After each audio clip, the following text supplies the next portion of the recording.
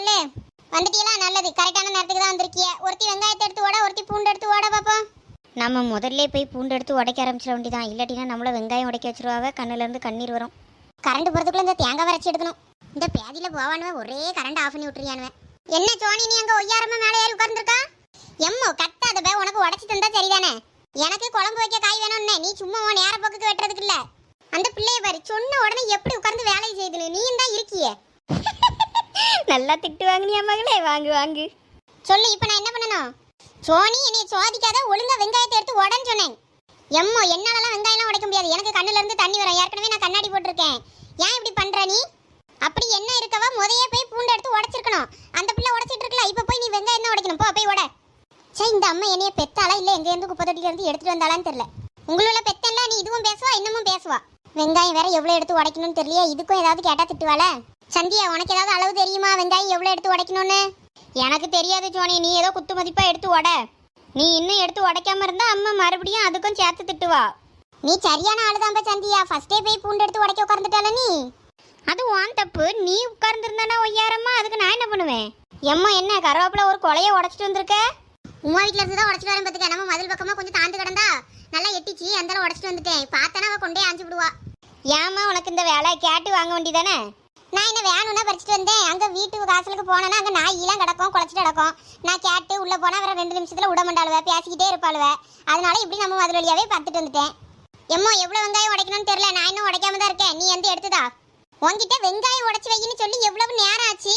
நீ இன்னும் உடைக்காம நிற்க. நீ வந்து கதை சொல்லிட்டு இருக்கா. எடுத்து தர வரணும் ஒருத்தர். இவ்வளோட்ட ஒரு வேலையை சொல்லிட்டு அதை செஞ்சு முடிக்கிறதுக்குள்ள நம்ம உயிரை வாங்கிடுவாளுவ. எனக்கு என்னமோ அம்மா என்னை குப்பை தொட்டில இருந்து தான் எடுத்துட்டு வந்திருப்பான்னு நினைக்கிறேன் சந்தியா. ஒரே என்னை திட்டிக்கிட்டே இருக்கா. ஆமா சோனி, நான் உன்னை எத்தனை முறை சொன்னேன், உன்னை அம்மா குப்பை தொட்டில இருந்து தான் எடுத்துட்டு வந்தானே, நீ தான் நம்பவே இல்லை. இந்த சோனி, இந்த அவ்வளோ வெங்காயத்தையும் உடச்சி வைக்கிற இப்ப நீ.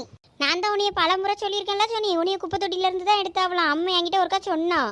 அவள் ஒருக்கா சந்தைக்கு போகும்போது உன்னைய பாவமாக இருந்துச்சான். நீ அழுதுகிட்டே நின்னியா ஒரு அழுக்கு துணியோட. அப்போ அம்மா வீட்டுக்கு தூக்கிட்டு வந்தாலாம் உன்னைய பாவம் பார்த்து. உண்மையாவே சந்தியா? ஆமா, நீயே வேணா அம்மா கிட்ட கேட்டுக்க. இரு, இப்போ அம்மா வரட்டும், நான் கேட்குறேன் அவகிட்ட. ஐயோ, இவ இப்போ அம்மாட்ட கேட்டால் நம்மளுக்கும் சேர்த்துல அடி உள்ளோம். சோனி வேண்டாம், இப்போ அம்மாட்ட கேட்காத. அம்மா கோவமா இருக்கா, வேற திட்டி விட்டுருவா. இல்ல சந்தியா, நான் அம்மா கிட்ட கேட்பேன் பாரு. எனக்கு தெரியாது சோனி, நான் சொன்னேன்லாம் சொல்லாத பார்த்துக்க. எம்மா மீன் குழம்புக்கு பூண்டு இல்லாம போடுவாவ? யார் போடியாவளோ போடல எனக்கு தெரியாது. நான் போடுவேன். கொண்டா கூட்டு உடச்சு முடிச்சியா இல்லையா? இந்தா உடச்சிட்டேன், போதுமா பாரு. போதும். சரி, அதை கொடுத்துட்டு நீ போய் புளிய ஊற வைப்போ. சரிம்மா. இவதான் இன்னும் ஒன்றும் உடச்சு முடிக்காம உட்கார்ந்துருக்காளோ. இந்த அம்மா நம்மளையே எல்லா வேலையும் சொல்லுவா போல இருக்க. இப்போ புளிய ஊற வைன்னு சொல்றா. மொத்தத்தையும் குழம்பையும் நம்மளே வைக்க சொல்லிடுவா போலையே. எம்மோ, நீ என்னை இப்படி அடிச்சுட்டே இருக்கிறத பார்த்தா நீ என்னை குப்பை தொட்டில இருந்து தான் எடுத்துருப்பான்னு நினைக்கிறேன். ஆமா தானே? உன்னையே குப்பை தொட்டில இருந்துலாம் எடுக்கல, உன்னையே தவுட்டுக்கு தான் வாங்கியிருந்தது. என் உயிரை வாங்காம சீக்கிரம் வேலையை முடி. அதான் உங்களுக்கு என் மேல பாசமே இல்ல. யார் சொன்னா உன்னைய குப்பை தொட்டில இருந்து எடுத்துருந்துரு? ஆமா, நீ எப்ப பார்த்தாலும் என்னைய திட்டிக்கிட்டே தான் இருக்கா. எங்க என்கிட்ட நல்லா பேசுறா. சந்தியா தான் சொன்னா என்னைய குப்பை தொட்டில இருந்து தான் நீ எடுத்துட்டு வந்தியா, அதனால தான் நீ என்கிட்ட இப்படி நடந்துக்கிறியா. எம்மா வந்தா புளி ஊற வச்சுட்டேன், போதுமா பாரு புளி. வாங்க, உன்னையே தான் தேடிட்டு இருந்தேன். அந்த பிள்ளைகிட்ட என்ன சொல்லி வச்சிருக்க நீ? எம்மா நான் எதுவும் சொல்லலையே. என்னது, என்னாச்சு? சந்தியா, நீ தானே சொன்ன அம்மா என்னைய குப்பை தொட்டில இருந்து எடுத்துட்டு வந்தா, அதான் என்னைய அடிச்சுக்கிட்டே இருக்கான்னு. எம்மா நான் அது விளாட்டுக்கு அவளை சும்மா வெறுப்பேத்தினேம்மா. உனக்கு கொஞ்சம் அடி காணாது பத்துக்க உடம்புல. உனக்கு 4 அடி வச்சாதான் நீ சரிபட்டு வருவா. இனிமே அந்த பிள்ளைய ஏதாவது சொல்லி இப்படி அள வைப்பியா? எம்மா எம்மா இனிமே நான் இப்படி சொல்லி அள வைக்க மாட்டேமோ. விட்டுருமோ, வலிக்குதுமோ வலிக்குதுமோ. என் கண்ணு முன்னாடியே நிக்காத போ. சோனி, நீ அவ சொன்னதெல்லாம் நினைச்சு இது பண்ணாத. நீ நான் பெத்த பிள்ளைதாம்மா. சரிம்மா. சந்தியா, அடி கொஞ்சம் பழமோ? சீப்பா மாடு. கண்டிப்பா உனக்கு அடி விழுன்னு தெரியும், ஆனா இவ்வளவு அடி விழுன்னு தெரியாது. எனக்கும் ஏதாவது நேரம் வரும்ல, அப்போ உன்னைய பாத்துக்கிறேன். பாத்துக்க. எம்மா இன்னைக்கு உன் மீன் குழம்பு என்ன வாசமா இருக்கு தெரியுமா? என்ன சந்தியா, அம்மைய ஏதோ ஐஸ் வச்ச மாதிரி இருக்கு. எப்ப சோனி வாயை மூடிட்டு இருந்துரு, அடி வாங்கி செத்துறாத என்கிட்ட. நீ ஒழுங்கா மாங்காய் தானே வெட்டிட்டு இருக்க, அதே தின்னுட்டு இருப்பதுக்க. எம்மா இன்னைக்கு உண்மையாவே மீன் குழம்பு நல்லா வாசமா இருக்கு. இன்னைக்கு டேஸ்டா இருக்கும்னு நினைக்கிறேன். ஆமா, நம்ம தெருவுல எல்லாம் கிண்ணத்தை எடுத்துட்டு வந்து லைன்ல கியூல நிக்காவலாம், போய் பாரு. ஏன் சமையலுக்கு என்ன குறைச்சலு? எம்மோ, நீ சமையல் கில்லாடிதாமோ, தெரியாம சொல்லிட்டேன். எம்மோ, நீ குக்கு வித்து கோமாளிக்கு போயிருந்தானா நீ தான் வின்னர் தெரியுமா? எம்மோ அவ உன்னைய கிண்டல் பண்ணிட்டு இருக்கா பாரு. சந்தியா, நான் அம்மையை கிண்டல் பண்றேன்னு பாத்தியோ? அம்மையோட சமையலை நான் என்கரேஜ் பண்றேன். இவ்வளவு நல்லா செஞ்சு வச்சா தின்னுட்டு நம்மள குறை சொல்லிட்டே இருப்பாள். 2 பேரும் எந்திரிச்சு போயிருங்க, நான் அடுத்து மீன் பொரிக்கணும். எம்மோ எனக்கு ஒரு கம்மல் வாங்கிதாமோ. நானும் பிள்ளைகளுக்கு ஒரு கம்மல் வாங்கிடணும்னு தான் பாக்க, வாங்க முடிய மாட்டேங்கி. அதுக்கு நேரம் கூடி வர மாட்டேங்கி.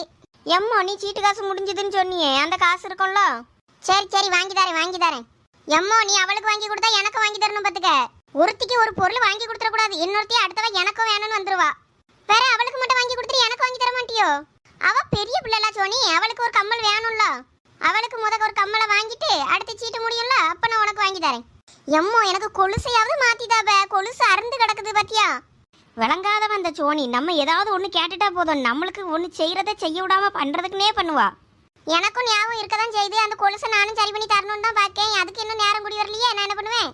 இனிமே எப்படி அவளுக்கு கம்மல் எடுக்க போவல, அப்ப கொஞ்சம் காசு இதுக்காகும், இதையும் எனக்கு சரி பண்ணி தாப்போம். இல்ல புதுசா வாங்கிதா. சரிம்மா, கோவப்படாதம்மா, நான் வாங்கி தரேன். எம்மோ நீ அவளுக்குலாம் ஒன்றும் வாங்கி கொடுக்காதவ. அவ நான் ஏதாவது கேட்டுட்டேன்னா நீ அதுக்குன்னே வந்து நிப்பா. என்னைய கோவப்படுத்தாம இருந்தீங்கன்னா 2 பேருக்குள்ள யாருக்காவது ஒருத்திக்கு ஏதாவது ஒண்ணு கிடைக்கும். இல்லாட்டினா 2 பேருக்கு எதுவும் கிடைக்காது. ஒழுங்கா எதிச்சு ஓடி போயிருங்க.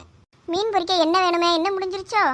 இவளுக்கு மட்டும் அம்மா எல்லாம் வாங்கி கொடுப்பா. நம்ம ஏதாவது கேட்டா லாஸ்ட் பிள்ளைன்னு நம்மள கண்டுக்கிறதே இல்லை. இந்த சோனிய மாதிரி பொறாம பிடிச்சவ யாருமே கிடையாது இப்ப அந்த உலகத்துல. எனக்குன்னே வந்து வாச்சிருக்குது பாரு, மூஞ்சி முகரையும் பேரு. அப்பா என்ன வாசம் பெரியமா? என்ன சின்ன பொண்ணு, என்ன விஷயம்? பெரியமா, உங்க வீட்டில் கொஞ்சோண்டு குழம்பு வாங்கிட்டு போலான்னு வந்தேன் பெரியமா. குழம்பு என்ன வாசமா இருக்கு தெரியுமா? ஏன் சின்ன பொண்ணு, அம்மா வீட்டுல குழம்பு செய்யலையா? எங்க வீட்டு குழம்பு எனக்கு சாப்பிடவே பிடிக்க மாட்டேங்குது பெரியமா. நான் பூமாரி வீட்டுக்கு போலான்னு உங்க தெருவழியே நடந்து போனேன்னா உங்க வீட்டுல இருந்து குழம்பு வாசம் இனி ஆளை தூக்கிச்சா. அந்தளவு வீட்டுல ஓடி போய் கிண்ணத்தை எடுத்துட்டு ஓடி வந்தேன் பெரியமா. பிள்ளைக்கு ஏன் குழம்பு வாசம் ஆளை இழுத்துருக்குதே, பரவாயில்லையே. சோனி இங்க பாரு, அம்மைக்கு சிரிப்பா. சின்ன பொண்ணு குழம்பு நல்லா இருக்குன்னு சொன்னதும். எம்மோ நான் சொல்லல இன்னைக்கு உன் குழம்பு வாசமே ஆளை தூக்குதுன்னு. பாத்தியா, கிண்ணத்தோட லைன்ல நிப்பாவன்னு சொன்னேன். ஃபர்ஸ்ட் சின்ன பொண்ணே வந்துட்டா. சின்ன பொண்ணே, பாத்திர சைஸ் போதுமா? சந்தியா, கொஞ்சோண்டு குழம்பு தான் சந்தியா வாங்கிட்டு போறேன். எனக்கு மட்டும் இந்த கிண்ணத்துல போதும். இதுதான் உங்க ஊர்ல கிண்ணமா சின்ன பொண்ணு? பெரியமா, எனக்கு வீட்டுக்கு போகும்போது நான் இதுல குழம்பு ஊத்தி தாங்க, நான் கொஞ்ச நேரம் இருக்கேன். சரிம்மா. மாங்காவா ஜோனி, எனக்கு ஒரு துண்டு கொடு பாப்போம். என்ன புளிப்பா இருக்கு? புளிப்பா இருக்குன்னு எடுத்து தின்னுகிட்டே இருக்கா சின்ன பொண்ணு. புளிப்பு மாங்கானாலும் எனக்கு பிடிக்கும் ஜோனி, டேஸ்டா தான் இருக்கு. கொஞ்சம் உப்பு மிளகாத்தூள்லாம் போட்டா வேற லெவல்ல இருக்கும். சின்ன பொண்ணு, நீ மாங்காதுங்கிறத பார்த்தா எனக்கு வாயில எச்சி ஊறுது. சரி பிள்ளைகளா, சமைச்சு முடிச்சாச்சு. சாப்பிடுறதா இருந்தா சாப்பிடுங்க. ஆமாமோ, எனக்கு பசிச்சிருச்சுமோ. எனக்கு ஃபர்ஸ்ட் சோத்த போடுமோ. இந்தா சின்ன பொண்ணு, உனக்கு மாங்காய் வேணும், இந்த மொத்தத்தை நீ தின்னு, நான் சோறுங்க போறேன். அம்மோ எனக்கும் பசிச்சிருச்சு, எனக்கும் தட்டை எடுத்துட்டு வாமோ. சின்ன பொண்ணு, நீயும் உட்காரு, உனக்கும் சேர்த்து தட்டு எடுத்துட்டு வரேன். சரி பெரியமா. எல்லாரும் இப்படி வழியில கிச்சனுக்குள்ளே உட்கார்ந்துக்கிட்டீங்கன்னா நான் எப்படி சோறு போட்டு தருவேன் உங்களுக்கு? எந்திரிச்சு ஹாலுக்கு போங்க, நான் அங்க சோறு போட்டு கொண்டு வரேன். சரிம்மா. சோனி, நம்ம இப்படி தட்டோட இருக்கத பார்த்தா எப்படி தெரியுமா இருக்கு? ஏன் 4 தடவை பிச்சை எடுக்க போற மாதிரி இருக்கும்? பிச்சை பாத்திரம் ஏந்தி வந்தேன் ஐயனே என் ஐயனே. ஆமா சின்ன பொண்ணு, இந்த மாதிரி பாட்டு பாடிட்டு இந்த 3 பேரும் அந்த தட்டை தூக்கிட்டு போனோன்னு வையா, தெருவா பல வகையான சாப்பாடு கிடைக்கும் நமக்கு. இப்ப நம்ம எந்திரிச்சு ஹாலுக்கு போகாம இதுல உட்கார்ந்துருந்தா கண்டிப்பா தட்டை தூக்கிட்டு தெருவா தான் போனோம். அம்மா அடிச்சு வரட்டி விட்டுருவா. நான் சோத்தை போட்டு வாங்கிட்டு அங்க போய் சாப்பிடலான்னு பார்த்தேன். தட்டை தூக்கிட்டு உட்கார்ந்த அப்புறமா எந்திரிச்சு போவையும் மாச்சலா தான் இருக்கு. எனக்கு அந்த மீன் குழம்பு வாசம் அப்படியே சட்டியோட தூக்கி குடிச்சிடலாமான்னு இருக்கு. இருக்கும் சின்ன பொண்ணு, அப்புறமா சோத்துக்கு எதை ஊத்திதுங்க. சரி, பேசிக்கிட்டே இருக்காம இடத்த காலி பண்ணுங்களா. சூப்பரா இருக்கு குழம்பு. ஆமா, நல்லாதான் இருக்கு. ஆமா, அம்மா இன்னைக்குதான் உருப்படியா குழம்பு வச்சிருக்கான்னு நினைக்கேன்.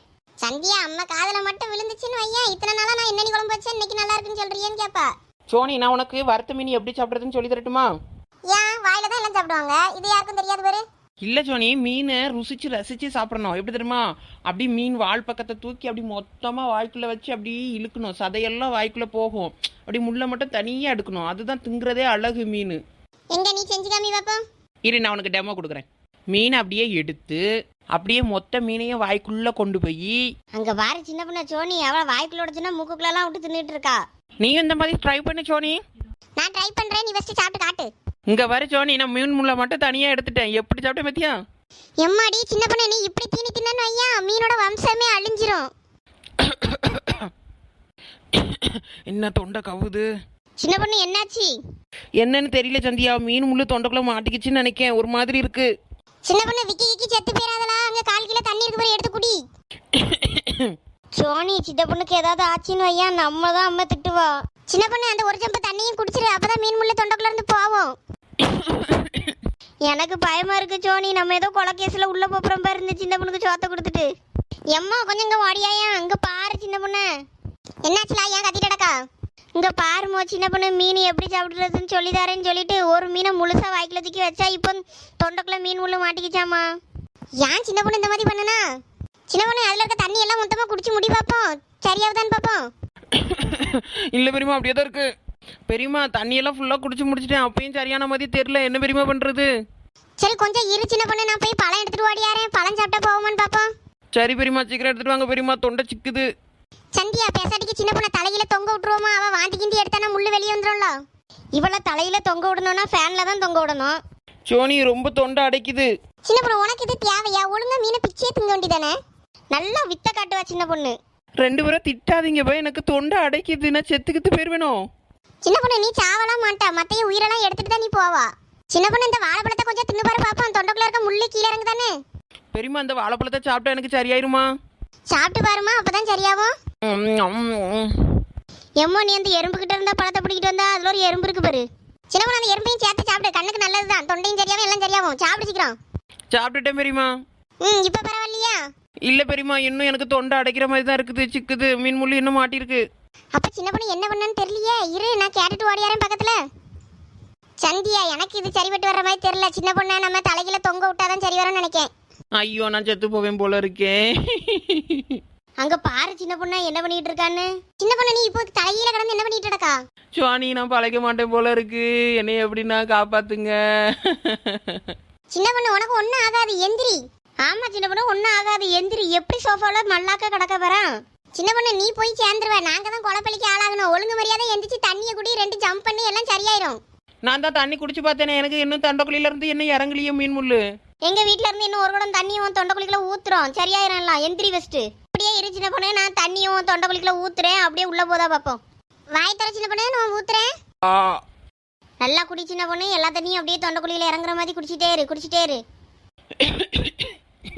போதும் போதும். தண்ணி காலி சின்ன பொண்ணு, இப்ப பரவாயில்லையா? இப்ப பரவாயில்ல சந்தியா, இப்பதான் உயிரே வந்திருக்கு. சின்ன பொண்ணு உனக்கு உயிர் வந்ததா இல்லையா தெரியாது, எங்க 2 பேருக்கும் இப்பதான் உயிர் வந்துச்சுப்பா. சின்ன பொண்ணு ஒழுங்கு மரியாதை எங்க அம்மா வந்ததும் குழம்பு வாங்கிட்டு வீட்டுல போய் சோற தின்னு. ஆமா இனிமேலாம் அந்த மீன் திங்கிறேன்னு வித்த காட்டுற வேலைலாம் வச்சுக்காத பாத்துக்க. சின்ன பொண்ணு சரியாயிடுச்சாக்கும்? ஆமா பெரியம்மா, நிறைய தண்ணி குடிச்சேனா இப்ப சரியாயிடுச்சு பெரியம்மா. கொஞ்ச நேரத்துல எங்களெல்லாம் எப்படி பயமுறுத்தி விட்டா நீ. சரி நான் மீன் குழம்பு ஊத்தி தாரேன், நீ வீட்டுல போய் சாப்பிடு சரியா? சரி பெரியம்மா.